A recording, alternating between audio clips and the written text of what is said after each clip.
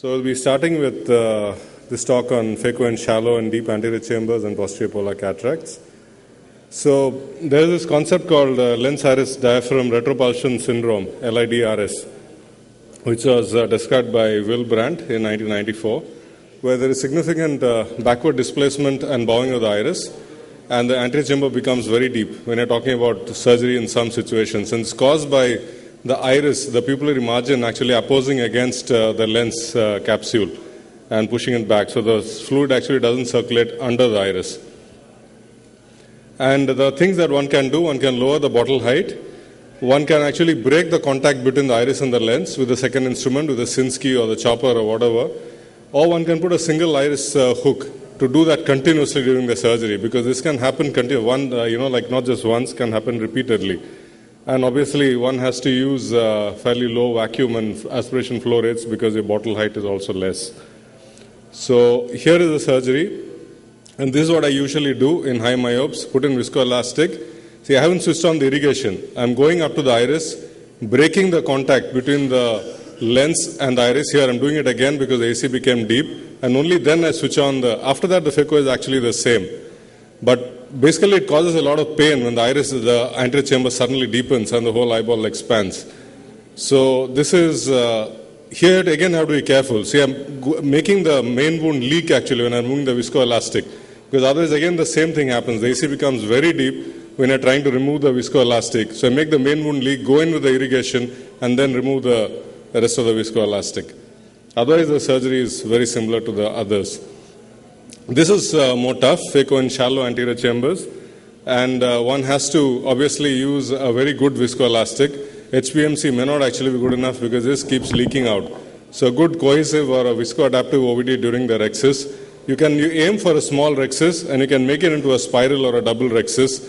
And one has to increase the bottle height in this relative to the vacuum and the aspiration flow rate, so that the AC remains a little deep. But one has to remember that the iris is also a little floppy in this. So one probably needs very tight wounds and perfectly made wounds. And the other thing that one can do is one can give the patient injection mannitol before the surgery to dehydrate the vitreous so that the AC is a little deeper. One can do a pars plana vitrectomy. This works wonderfully actually. The AC becomes really deep once you've done that. But with the modern machines, I find that the need for all this, or even a scleral cut down to drain out some of the fluid if you think that there is a choroidal effusion, is not really that necessary nowadays. So this is an absolutely intumescent cataract, stained with trypan blue, viscoelastic, and I prefer using these microrhexis forceps, instead of a needle, because you can actually hold the capsule and pull it centrally, which you can't do with the needle. When you apply more force with the needle, the capsule tears. And see, the rhexis is fairly small, but this is enough to complete the surgery. And I never inject saline while doing a hydrodissection in this. I just rotate the nucleus. The cortex is actually soft. It will rotate. And then you go in with a direct chop. I'll come to the next one. This is a phacomorphic glaucoma. This was a PSCG, primary angle closure glaucoma, and the pupil is very small. It will be floppy, so you have to put in hooks. So I already made these entries for the iris hooks before I even started made the main wound, and there are 4 iris hooks which go in. One will go in behind the main wound, so it's in the same direction as the main wound, but it's in a different plane. It goes posteriorly. While the main wound will obviously exit somewhere in the clear cornea, this one you can see is a very short wound. It's almost in the sclera. Again, one aims for a decent rhexis with forceps. Try to get these, because these go through the through the side port. It doesn't leak. And this was viscoat to protect the cornea. And it's always better to go in for a direct chop in these. Make it into small bits, and then try to emulsify it as much as possible close to in the capsular plane. This is not my normal speed of surgery. I wish I could do that, but there's actually nothing very different. You need to make sure that there is viscoat or something, or heel on fire or something in the anterior chamber to protect the cornea. This wasn't really a very hard cataract, and most of these cataracts are not really hard. These are the more challenging ones, phaco and posterior polar cataract. One has to remember that one should not do a hydrodissection. One may or may not do a hydrodelineation. It's actually not possible in a hard cataract. And you have to prevent the AC from collapsing at all stages. So whenever you pull out anything which has irrigation, whether it's the phaco handpiece or the irrigation handpiece of an IA, you have to inject viscoelastic with the other hand before you pull it out. Avoid rotating the nucleus. Don't polish the PC. I'll show you the consequences of that. Convert a PCR into a posterior capsular rhexis whenever possible. An IOL in the bag when there is adequate PC support, or a 3-piece IOL with optic capture in large PCRs. So this was an actually brown cataract with a posterior polar. You can't make out here because the cataract is so brown. So what I do is I go to, instead of chopping right in front of me, I chop slightly to the right. And then again another one just slightly to the left of that. So I have a wedge which I can actually pull out. So a little wedge of the nucleus has come out, and I'm doing all this without rotating the nucleus. So as much as I can, I will keep chopping.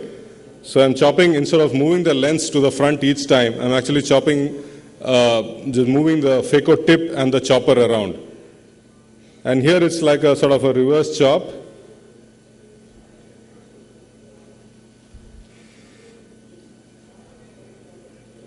And once that happens, actually one can push the rest of the nucleus to the front and go ahead.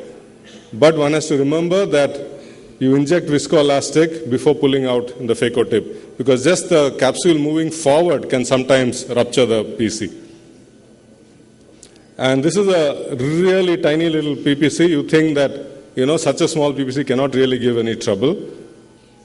And I've done, it's a soft PPC, which is what we normally see. So this is a hydrodelineation that I've done. I haven't done a hydrodissection. I'm trying to do multiple levels of hydrodelineation. And I can pull almost the entire nucleus out of the bag with my second instrument. But I have a large epinucleus left, but since I've done multiple levels of hydrodelineation, and actually you can remove it like, like onion peels or something. And you can see that little opacity on the posterior capsule. Inject viscoelastic, come out.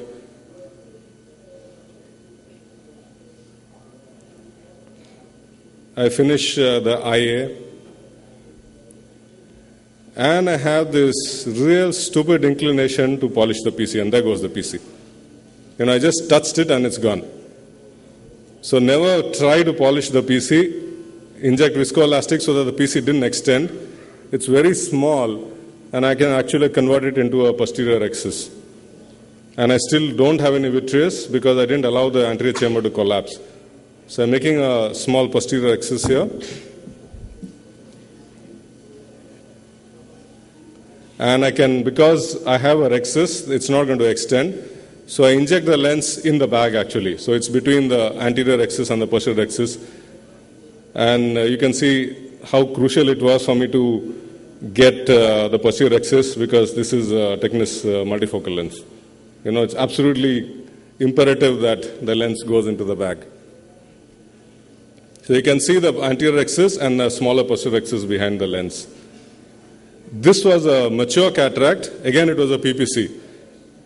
And I knew it because the other eye had a dense PPC and it wasn't mature. So I'm actually trying to just pull out the nucleus from the bag. I haven't done a hydrodissection or anything. And I know that the PC is already open. So I use some viscoat. No commercial interests and financial interests in viscoat. So I put in viscoat behind to tamponade the anterior hyaloid face so that the pieces don't actually go in. But I know now that the vitreous is in the anterior chamber. So there is still viscoat there behind.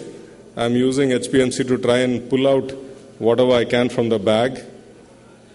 Visco express it out.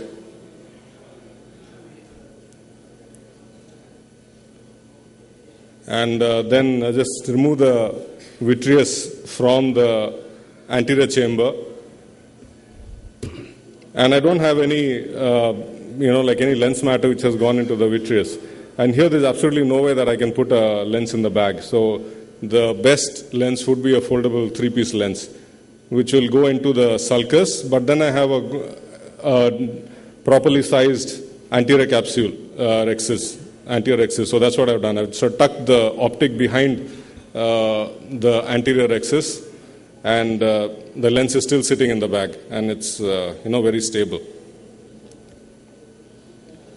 This was the typical posterior polar cataract that we see. It was meant for a toric IOL. So again, I've done a hydro delineation, and I just dislocated the entire lens out of the bag, emulsified that, and I'm trying to aspirate the epinucleus out with bimanual IA, use viscoelastic to separate it from the capsule.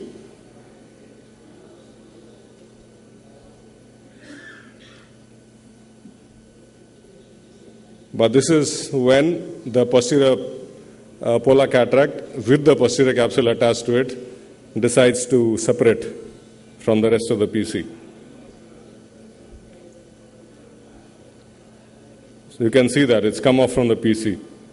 So I inject viscoelastic. I didn't continue with removing the rest of the cortex. We'll do that after I've completed the vitrectomy. So I'm again converting that into a posterior rexis.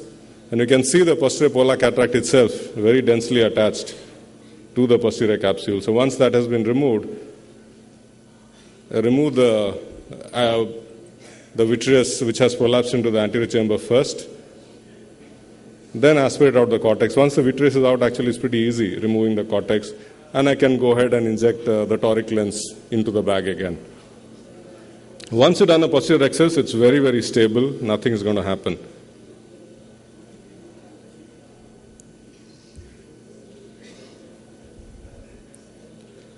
This is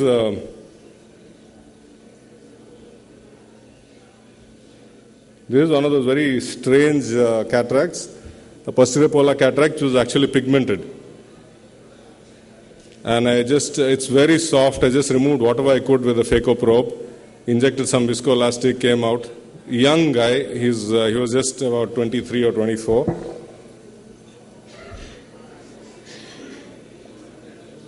And remember that even when you're exchanging your hand pieces, you have to inject viscoelastic. So like you're removing the irrigation to use your other hand. And this is something which was again very, very adherent. So I had to actually make a cut in the posterior capsule and remove this, because the only cataract that he had was this brown tissue which was attached to the posterior capsule, and it was extending into the vitreous actually. It was not just in one plane, it was at the posterior capsule and behind. So again did a posterior rexis, remove that, do a vitrectomy, limited anterior vitrectomy.